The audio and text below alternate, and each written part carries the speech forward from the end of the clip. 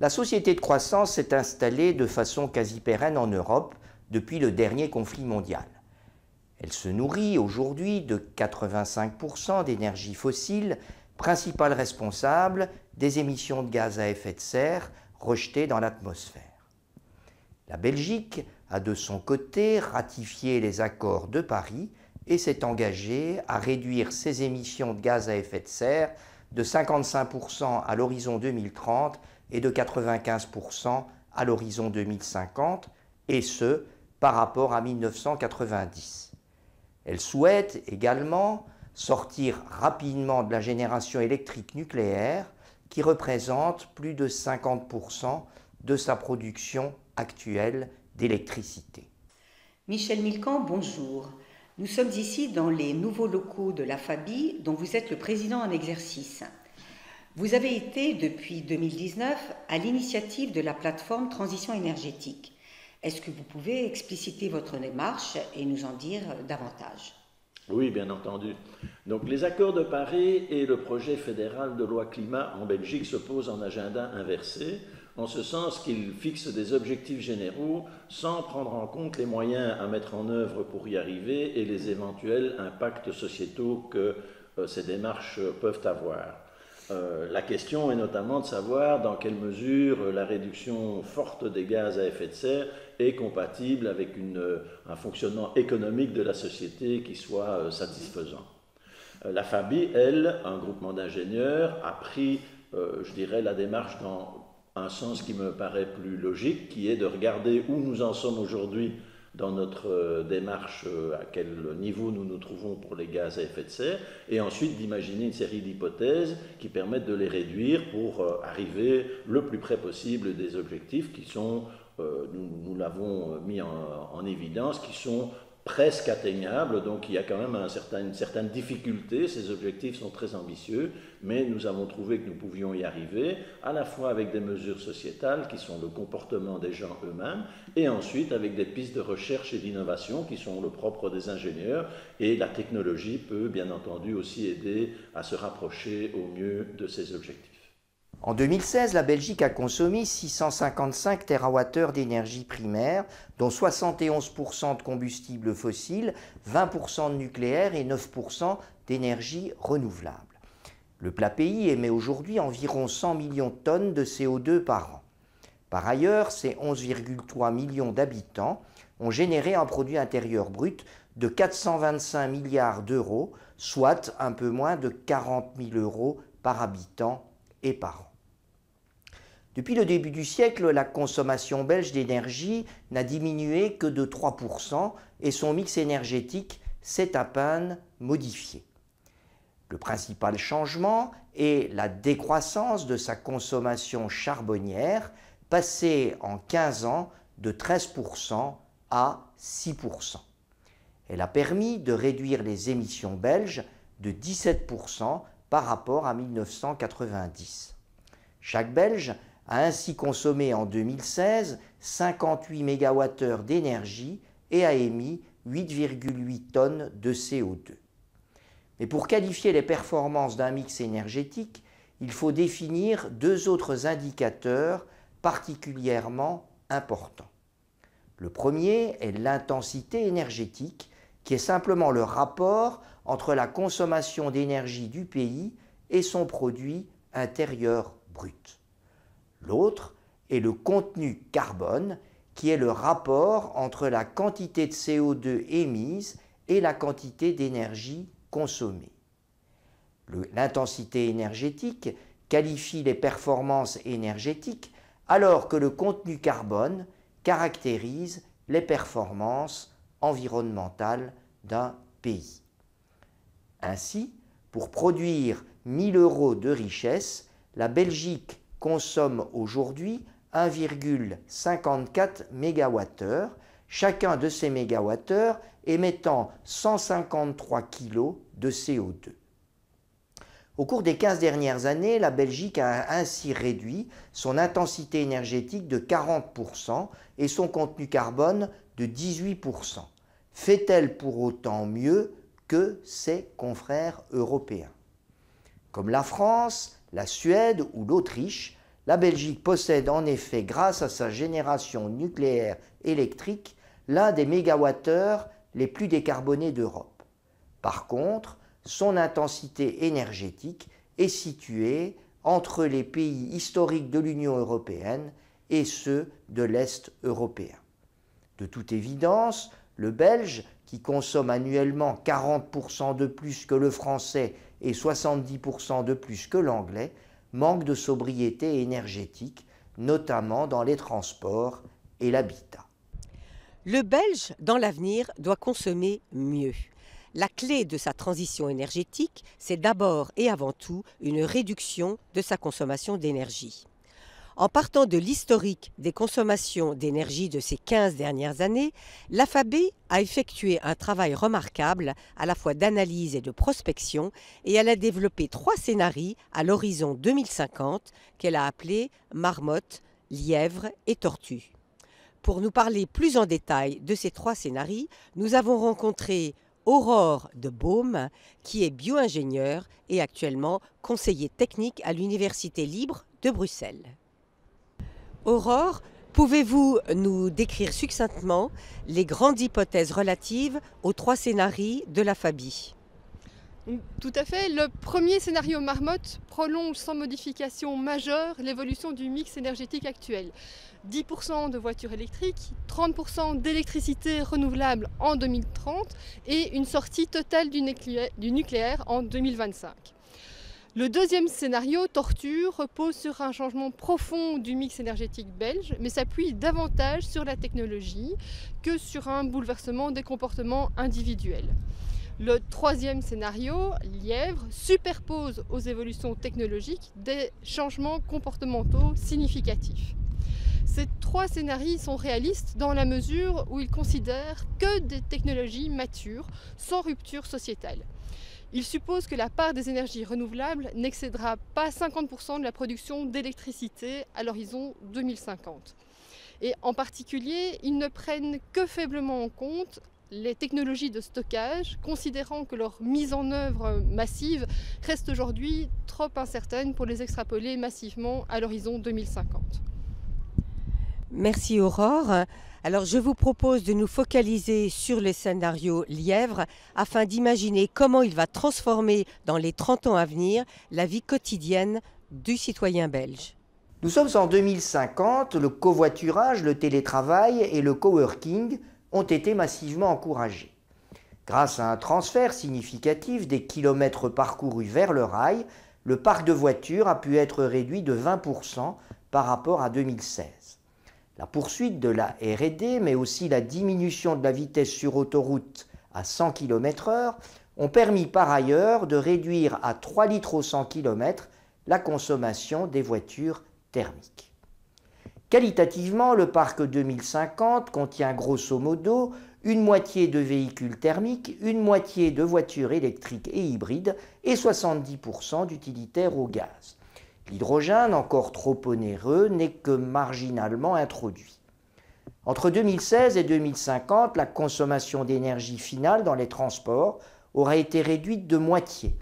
La part du pétrole, qui représentait 93% en 2016, y sera alors tombée à 23%, tandis que le gaz massivement introduit dans les utilitaires comptera pour 45% de la consommation, l'électricité pour 22%, les biocarburants pour 9% et l'hydrogène pour 1%. L'habitat ancien, de son côté, est rénové au rythme de 150 000 logements par an.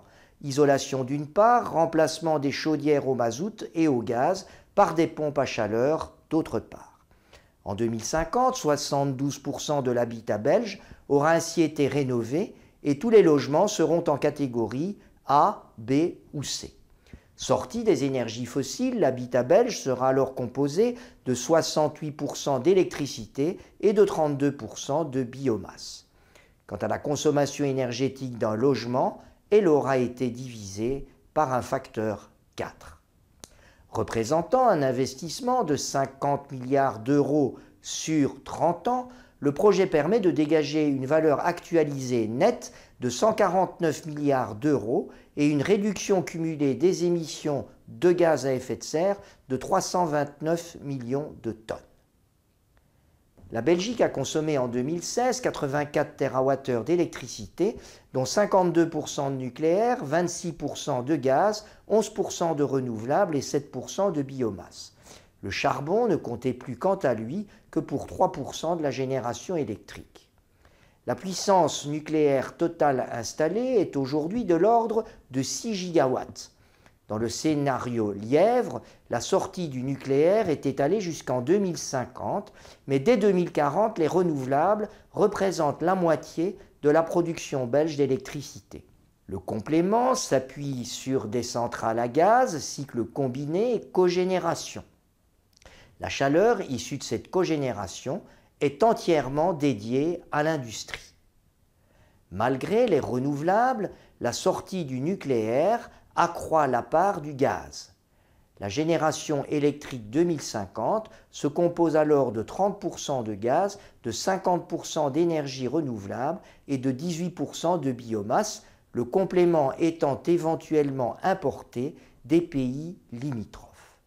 Dans les 3 scénarios énoncés par la FABI, celle-ci n'a pas considéré les ruptures technologiques dans l'industrie. Une hypothèse forte. Alors, Jean Snoek, pourquoi ce choix? Pour l'industrie, la FABI a choisi des hypothèses assez conservatives en ne considérant pas de rupture technologique à moyen terme. Nous n'avons notamment pas pris en compte les nouveaux procédés permettant de remplacer massivement les énergies fossiles utilisées aujourd'hui dans la sidérurgie, le verre, le ciment ou la chaux. Aussi avons-nous considéré une évolution incrémentale tout en profitant de l'opportunité des nouvelles centrales au gaz pour mettre en œuvre de la cogénération partagée. Celle-ci permet de récupérer sous forme de chaleur 20% de l'énergie primaire injectée dans la génération électrique gazière. Nous avons toutefois mentionné dans le rapport que certaines technologies disruptives comme la réduction du minerai de fer à l'hydrogène ou le déploiement de technologies de captage de CO2 dans l'industrie pourraient à moyen terme significativement décarboner certains secteurs industriels. Ces innovations technologiques pourraient sensiblement améliorer le bilan CO2 des scénarios proposés par la FABI. Bien, je vous remercie beaucoup de ces éclaircissements. Merci, Jean Snoek. Regardons maintenant les résultats globaux de l'étude en termes de réduction de la consommation d'énergie et de gaz à effet de serre. Entre 2016 et 2050, la consommation belge d'énergie primaire se sera contractée de 30%. Hors pétrochimie, le pétrole ne représentera plus alors que 6% du mix. Par contre, la sortie du nucléaire maintient la part du gaz naturel autour de 150 TWh, une valeur à peine inférieure à celle de 2016.